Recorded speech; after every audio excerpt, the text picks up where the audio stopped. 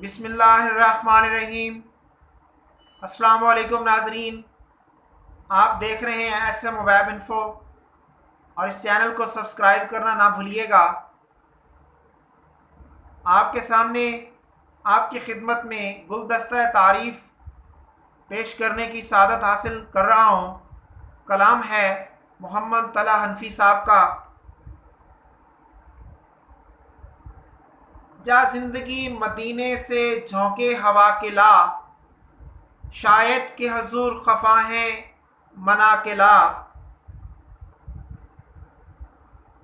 कुछ हम भी अपना चेहरा बातिन संवार लें, अबू बकर से वो जाविये इश्को वफा के ला। दुनिया मुसलमान पे बहुत ही तंग हो गई, फारूक आजम के दौर के वो नक्शे उठा के ला।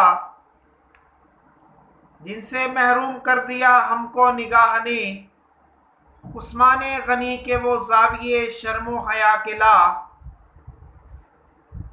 मगरिब की गलियों में मारा मारा न फिर, ए गदाए इल्म दरवाज़े इल्म से वो खैरात जा के ला।